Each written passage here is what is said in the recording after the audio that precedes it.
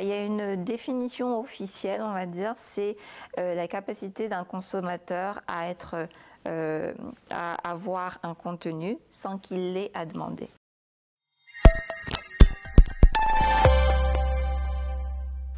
Bonjour Diana. Bonjour. Merci d'être avec nous aujourd'hui. On va aborder un terme qu'on entend de plus en plus souvent, mais qui, je pense, reste un mystère pour beaucoup de gens. Et c'est le terme de découvrabilité, qui est employé dans le domaine culturel, si je ne me trompe pas. C'est ça. Et qui semble très technique comme terme. Donc aujourd'hui, on va prendre le temps de comprendre ensemble ce qui se cache derrière ce concept, pourquoi il est important, et aussi ce que l'OIF fait à ce sujet. Donc, on va commencer par te découvrir toi, avant de savoir ce que c'est que la découvrabilité. Donc, peux-tu peut-être dire à nos spectateurs qui tu es? D'accord. Ce que tu fais à l'OIF? Alors, moi, je suis Diana Ramarwich. Je suis la nouvelle directrice de la langue française dans la diversité des cultures francophones. Et donc, je m'occupe de tout ce qui est industrie culturelle et découvrabilité. Donc, je suis ravie de vous faire découvrir la découvrabilité. Alors, ce mot découvrabilité, est-ce que tu peux nous l'expliquer très simplement? Très simplement, en fait, c'est comment on fait pour voir un contenu culturel francophone sans qu'on me l'ait demandé. En gros, c'est des recommandations. D'accord. Est-ce que tu as un exemple concret de ce que ça recouvre, la découvrabilité? Alors, en gros, la découvrabilité, c'est quand même tout un écosystème, parce que, effectivement, si vous êtes sur une plateforme numérique, que ce soit Deezer, Netflix ou même des plateformes nationales autres, c'est en fait comment on propose à un consommateur un contenu culturel francophone, pour le coup, puisque c'est ce que nous défendons, sans que moi j'ai cherché à vouloir l'écouter. Donc c'est aussi ça. Et pour ça, il faut donc que, il est sur la plateforme, disponible, de 2, qu'il soit référencé, et de 3, que les métadonnées soient à même de me les proposer. Donc il y a tout cet écosystème en fait qui fait qu'après, à terme, on aura de plus en plus de recommandations des contenus culturels francophones. Alors aujourd'hui, on est plutôt mitigé, je dirais, en termes de francophonie. Selon les dernières statistiques qu'on a sur Deezer, 13% des recommandations sont des albums francophones, ce qui n'est pas énorme si l'on considère quand même la multiplicité des talents francophones. Et c'est ça en fait qui est, je dirais, dommage et qui devrait être un peu plus mis en avant. Et je parle des grosses plateformes parce que je dirais quand même c'est eux qui ont le monopole aujourd'hui, malheureusement. Mais pour nous également, c'est de pouvoir travailler avec d'autres plateformes, de pouvoir aussi travailler dans de la découvrabilité physique, c'est-à-dire pouvoir exposer le public à du contenu, parce que l'intelligence artificielle est de plus en plus présente. Donc il faut qu'à un moment donné aussi, l'intelligence artificielle ait des données à aspirer. C'est pour ça que je parle de consommer. Il faut aussi inciter le public à consommer ces contenus culturels francophones pour que les métadonnées identifient que c'est un marché, qu'il est intéressant, qu'il est présent, et ainsi de suite, on pourra créer cet écosystème-là. D'accord.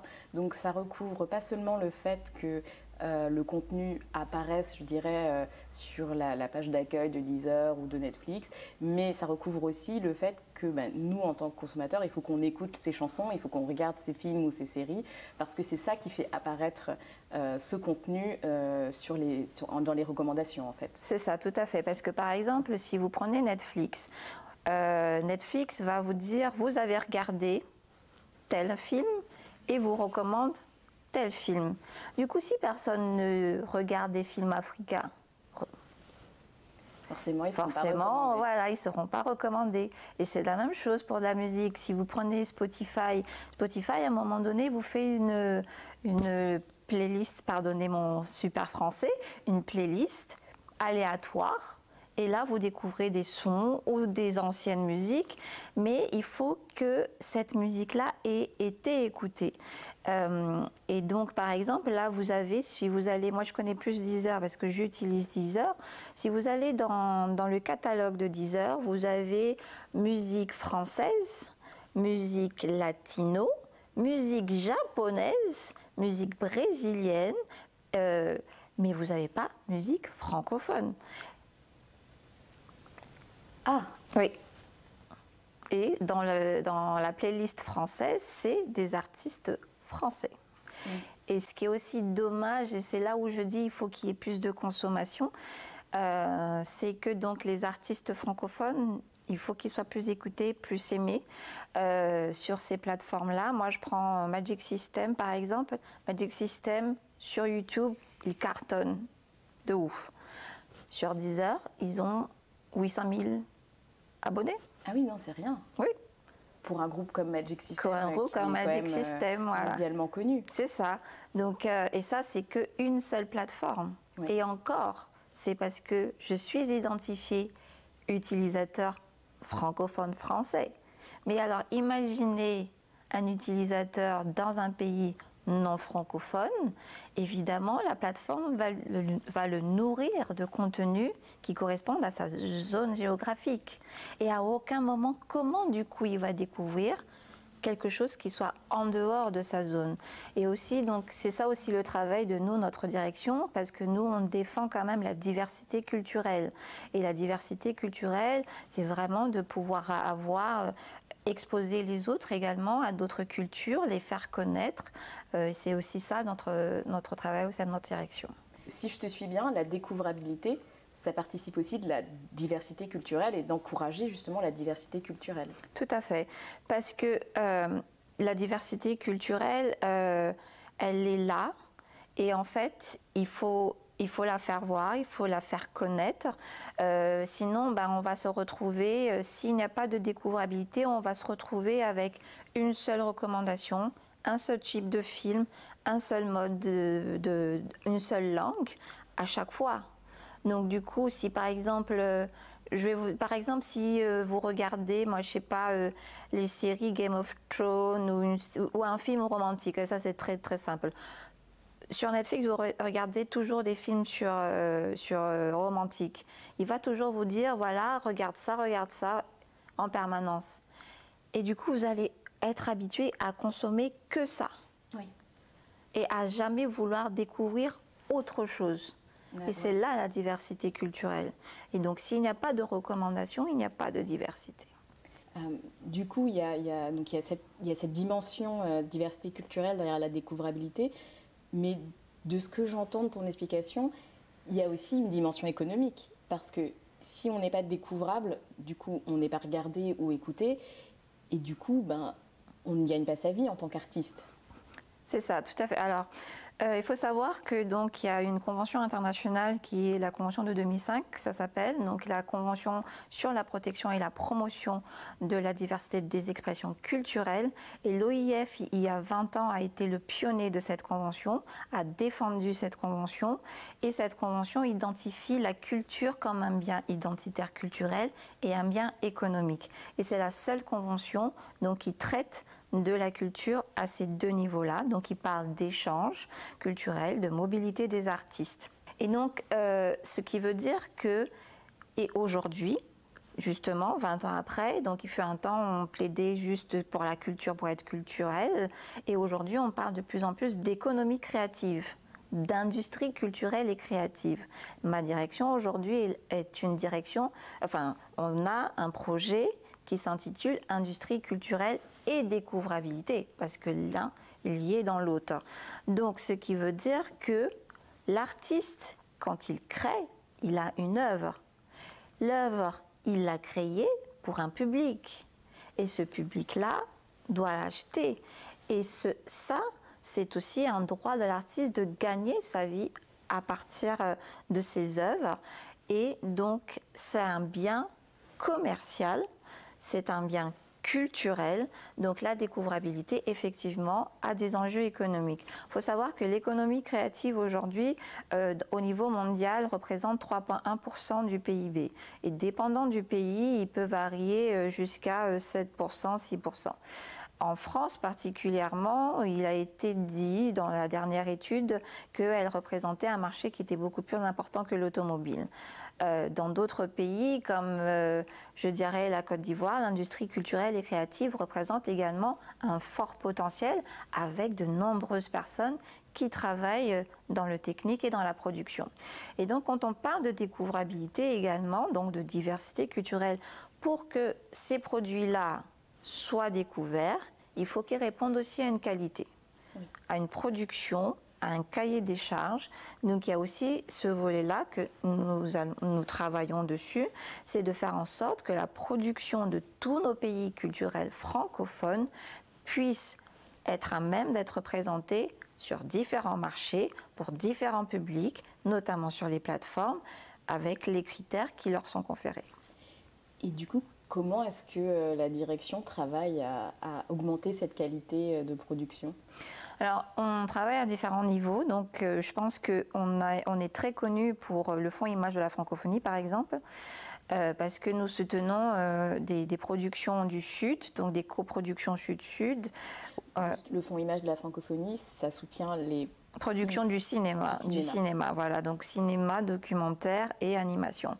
Donc on a le Fonds Image de la Francophonie, et donc là nous soutenons des productions, c'est-à-dire qu'on sélectionne en fonction justement du projet, de la qualité du scénario, de l'identité culturelle, du sujet que cela aborde, et on aide on fournit une enveloppe budgétaire pour que le film puisse être produit, arrive à sa production.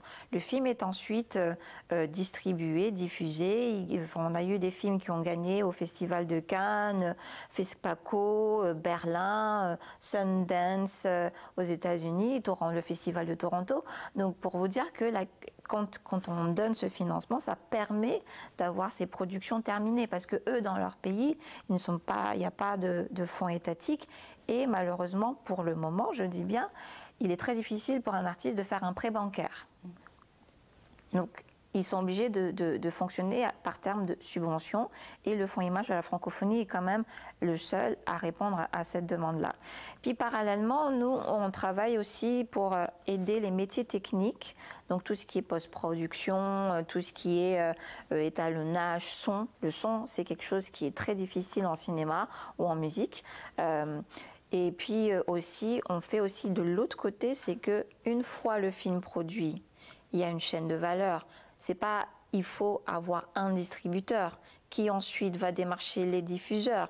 Donc ça aussi, on forme les producteurs, parce que c'est le rôle du producteur et non le rôle du réalisateur, d'aller démarcher, d'aller voir, taper aux portes, pitcher son projet pour qu'il puisse être acheté et mis sur les plateformes, diffusé dans les salles de cinéma.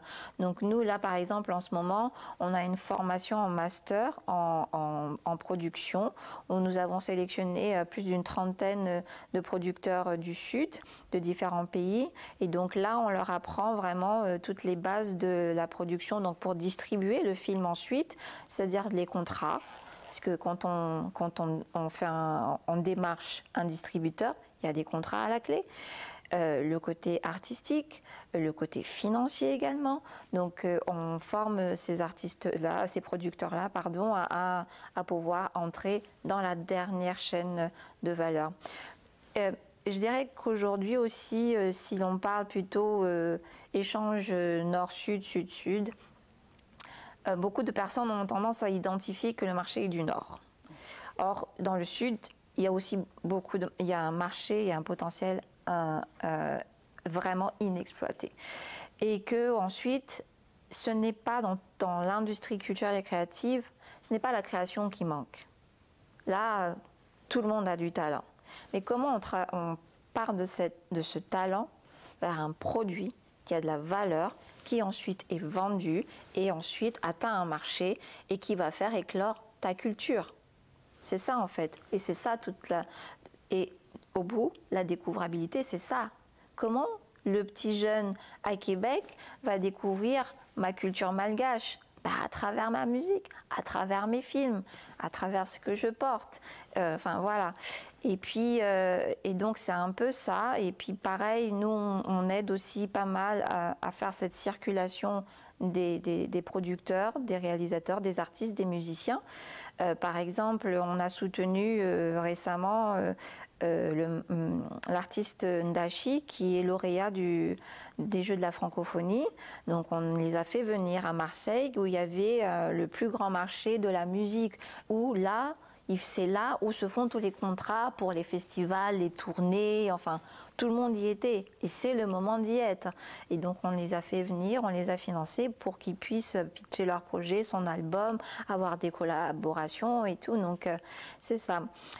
Et l'autre aspect, je vais en revenir au contenu culturel francophone, c'est que malheureusement, l'intelligence artificielle est basée sur un modèle anglophone. Donc ceux qui l'ont conçu parlent anglais, donc il est difficile pour une intelligence artificielle d'aspirer une donnée francophone où il n'a pas été programmé pour identifier ce contenu en français.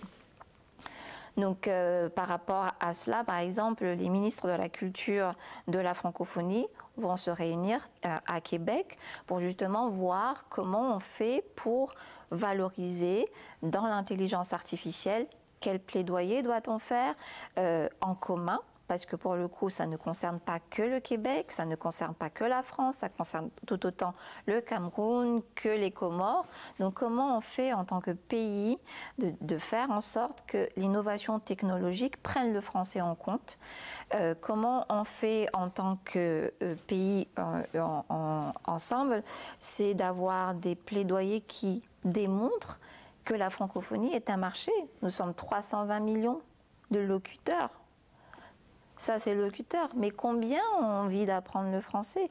Donc, utilisons la culture pour apprendre la langue française. Et donc là, en ce moment, il y a déjà des réflexions qui sont faites au niveau de notre représentation de Genève par rapport à tout ça. Mais c'est un travail qui doit être fait en commun. C'est quelque chose qui doit être défendu c'est pour ça aussi que ce genre de rendez-vous, c'est important pour qu'on ait aussi tous la même compréhension des nouveaux enjeux actuels, malgré la fracture numérique qui existe au niveau des pays. Il ne faudrait pas qu'on rate le train et que l'on se retrouve un peu dans la panade et pourtant nos contenus culturels francophones ont vraiment toute leur place. C'est vrai que tu as cité des grands noms de festivals, le Festival de Cannes, le FESPACO, le Festival de Toronto, Sundance. Et c'est vrai qu'on voit des films francophones, pas juste français, francophones. Moi, j'ai le souvenir du film de L'homme qui avait vendu sa peau, qui a été nommé aux Oscars, qui est un film d'une Tunisienne. Donc, il y a une place pour les contenus culturels francophones. Oui, tout à fait. Il y a une place, il y a une envie. Et les jeunes sont avides de découvrir. Tout le monde est avide de découvrir. Mais si on ne leur donne pas la possibilité de le découvrir, là, du coup, les choses sont biaisées. Et on va les entraîner avec un seul modèle, une seule langue. Et d'où il est important vraiment d'avoir aussi ce plaidoyer avec les plateformes numériques. Et la déclaration de Villers-Cotterêts l'a bien mentionné, il faut engager ce dialogue avec les plateformes numériques. La francophonie, les contenus culturels francophones ont toute leur place sur ces plateformes-là. Du coup, si j'ai bien compris, on a tous un rôle à jouer en matière de découvrabilité, que ce soit au plus haut sommet de nos gouvernements ou même nous en tant que consommateurs lambda en allumant notre télé ou en étant sur notre plateforme d'écoute musicale ou de consommation de séries et de films. Tout le monde a une responsabilité et un rôle à jouer. Il est important d'avoir des politiques. Je sais que pour beaucoup d'artistes, le côté politique peut être un peu trop, mais il est important d'avoir des politiques parce que les politiques posent le cadre et les politiques restent. Les politiques permettent à quelque chose d'être pérenne.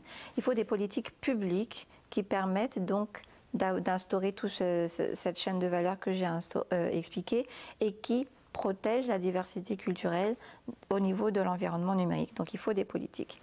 Il faut des opérateurs culturels et artistiques qui soient à même d'avoir des productions de qualité puissantes, fortes, qui puissent être dans les marchés. Et au bout de la chaîne, il faut des consommateurs qui consomment ce que les producteurs auront fait et que les politiques auront défendu. Du coup, si tu devais nous résumer en une phrase ce que c'est que la découvrabilité, qu'est-ce que ce serait?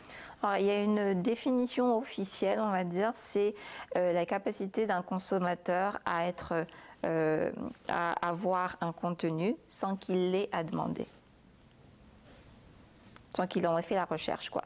En gros, c'est d'ouvrir Spotify ou Deezer ou Netflix ou je ne sais quelle plateforme et d'avoir des films francophones, des séries francophones et des chansons francophones. Voilà. Que je puisse, sans que j'aie demandé, ah tiens, c'est quoi ça? Et je clique, et je l'écoute, et je le regarde, ou je le lis. Merci Diana. Merci beaucoup.